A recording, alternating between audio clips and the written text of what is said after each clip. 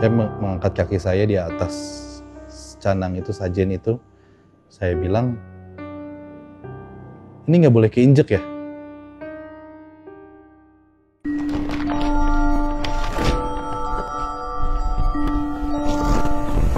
Assalamualaikum warahmatullahi wabarakatuh. Selamat datang di Jurnalisa Cerita Misteri. Kali ini giliran saya yang pertama kali untuk menceritakan dari tim behind the scene pengalaman pribadi saya. Ini adalah pengalaman pribadi saya yang bisa dibilang cukup menyeramkan hingga berlarut-larut dan beberapa hari pun masih terus teringat bagaimana kejadian itu terjadi. Mungkin bukan hanya saya, mungkin banyak dari tim-tim lain pun merasakan hal yang sama. Tapi kejadian kali ini membuat saya percaya kalau apa yang saya lakukan itu adalah hal yang tidak bisa dibenarkan. Karena apa? Karena sompral itu bisa membuat kita merasakan apa akibatnya dan bisa membuat kita juga melihat mereka dengan tak kasat mata. Tepat 3 minggu lalu, pada bulan ini, saya memiliki agenda untuk berangkat ke sebuah tempat yang dimana terkenal sekali tentang hal seperti itu masih sangat kuat. Kalian mungkin memang sudah tahu tempat itu di mana, dan ya, tempat itu adalah Bali. Pada saat itu, saya tidak sendirian. Saya ditemani sepupu-sepupu lain untuk berangkat ke sana dengan bertujuan untuk liburan. Dan ada beberapa agenda yang kita lakukan sehingga memutuskan untuk beramai-ramai pergi ke sana. Tepatnya pada tanggal 10 September tahun 2021, saya berangkat dari Bandung menuju Jakarta karena memang pada saat itu saya mendapatkan keberangkatan itu harus berangkat dari bandara di Jakarta untuk menuju Bandara I Ngurah Rai di Denpasar. Saya beranjak pukul 10 malam karena pada saat itu saya harus berangkat pagi dari Bandara Jakarta menuju Bali, dan akhirnya saya sampai di Jakarta sekitar pukul 4 pagi dan istirahat di sana mencari hotel untuk singgah sebentar dan mulai siap-siap menuju bandara karena saya harus berangkat jam 6 pagi. Singkat cerita, saya dan saudara-saudara lain pun sudah sampai di Bali.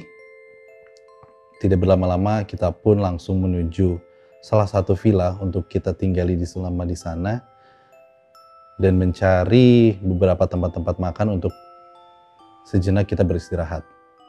Setelah mencari makan dan lain-lain, saya dan saudara-saudara lain pun segera menuju villa. Ketika kita memasuki villa tersebut, tidak ada yang aneh sebetulnya. Villanya nyaman, villanya bersih, tempat tidurnya pun sangat bersih, kamar mandinya besar dan lain-lain, dan kami merasa sangat nyaman di sana. Lumayan cukup lama, saya dan saudara-saudara lain memutuskan untuk tinggal di Bali sekitar 4-5 hari.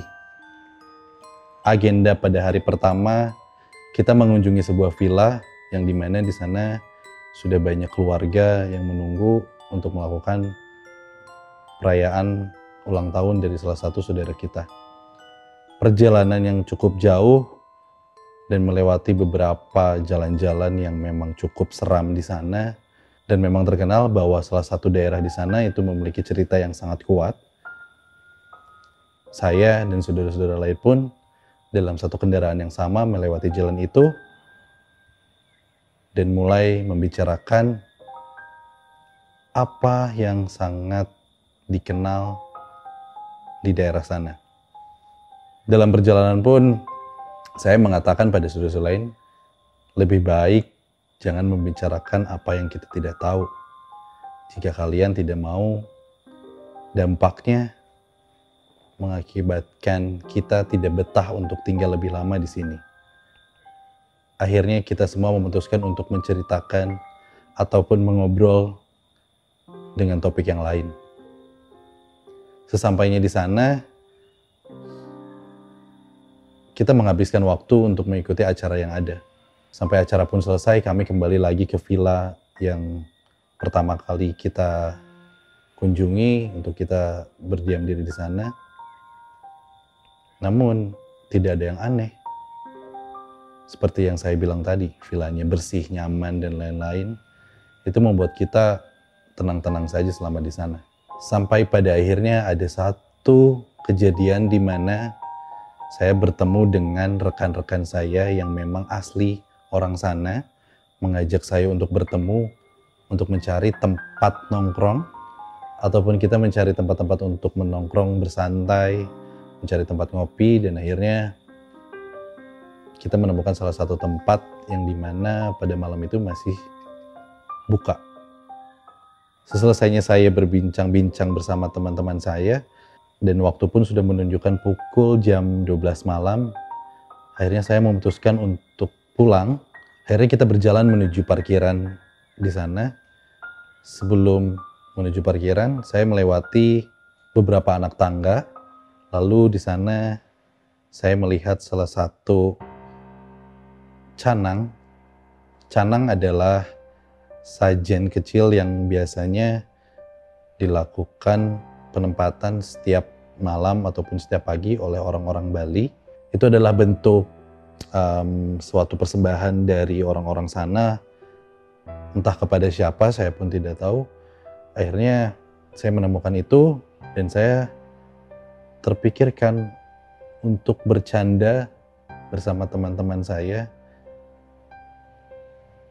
Dan saya bilang pada saat itu, saya mengangkat kaki saya di atas canang itu, sajen itu. Saya bilang, ini nggak boleh keinjek ya? Sambil tertawa-tawa kecil. Dan teman-teman lain pun bilang, iya kak, nggak boleh. Terus saya bilang, kenapa memangnya kalau keinjek? Dan mereka pun mengatakan, ya nggak apa-apa, kalau misalkan kakak mau injak silakan injak aja, tapi nanti bakalan ada satu sosok yang mengikuti kakak dari Bali sampai kakak pulang ke Bandung. Saya pun hanya tertawa kecil kayak, nggak apa-apa lah, orang tiap hari saya sama hantu kok. Itu jawaban saya kepada mereka. Saya masih menganggap itu sangat enteng karena saya pikir ya sudah itu hanya bercandaan aja, dan saya pun tidak menginjak sajen itu dengan serius. Saya hanya bercanda-bercanda saja. Dan kami semua pun tertawa membahas itu. Mereka pun bilang, wah kakak berani banget untuk bilang kayak gitu. Enggak kok, saya bercanda aja gitu. Dan akhirnya saya pun mulai menuju villa yang didiami oleh kita selama di Bali. Di sana saya udah mulai rasa tidak enak. Dan saya mulai terpikirkan apakah yang saya lakukan itu benar? Apakah bercandaan saya ini akan dianggap bercanda juga oleh mereka? Atau ini akan berdampak buruk pada apa yang telah saya lakukan?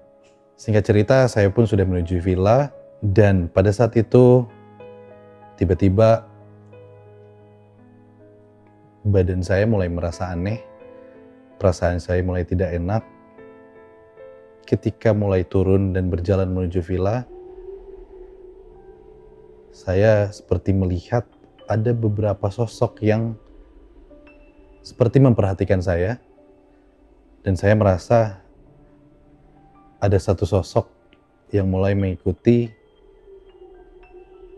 ketika awalnya saya bercanda mengenai canang itu. Tanpa berpikir panjang, saya buru-buru jalan dan mulai memasuki villa. Di sana saya bertemu saudara-saudara yang lain yang ternyata memang sudah menunggu saya karena mereka akan cari tempat makan dan mencari tempat keluar untuk bersantai sejenak. Saya pun bilang, mau pada kemana?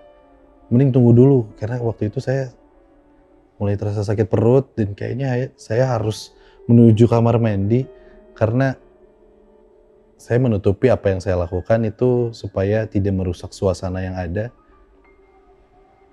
Dan saya bilang, nggak apa-apa, kalau kalian mau pergi, silahkan pergi duluan. Nanti saya akan menyusul setelah saya selesai pergi ke kamar mandi. Mereka semua bilang, nggak apa-apa, sama-sama aja kita perginya. Kita akan tungguin kamu di depan ya, kita akan tunggu kamu di mobil, kamu selesain aja dulu. Akhirnya saya mengiyakan, ya sudah. Akhirnya saya mulai masuk lagi ke villa. Tiba-tiba saya teralihkan fokus pada salah satu sudut di villa itu. Ketika saya menengok, benar saja ada satu sosok putih dengan rambut panjang yang menjuntai melewat dengan cepat di depan mata saya. Lalu saya terkaget-kaget karena tidak tahu apa yang harus saya lakukan. Pada saat itu sakit perut saya hilang seketika. Saya mulai mencari sepatu di mana, kaos kaki dan lain-lain. Akhirnya saya mulai pakai kaos kaki, pakai sepatu. Saya kunci villa dan berlari menuju saudara-saudara lain yang sudah menunggu di dalam mobil. Setelah saya selesai mengunci pintu garasi, saya langsung loncat ke dalam mobil dengan menutup pintu dengan sangat keras. Di sana ada saudara saya yang bilang, "Kenapa? Ada apa?" "Enggak," saya bilang, "nggak apa-apa. Mending sekarang kita jalan. Karena kalau cerita sekarang, ini udah tidak beres." Yang lain pun bilang, "Kita tidak akan jalan sebelum kamu cerita. Cepat jalan sekarang, karena tadi saya lihat hantu." Akhirnya semua histeris dan kita mulai pergi dari villa itu menuju salah satu tempat yang sudah kami tentukan. Singkat cerita, kita kembali lagi menuju villa. Tapi sebelum itu, saya mengobrol dengan salah satu saudara saya dan dia mengatakan, "Apa yang kamu lihat itu adalah sosok wanita. Jika di mana dia tersenyum, dia akan membuka mulutnya melebar hingga sampai ke kuping."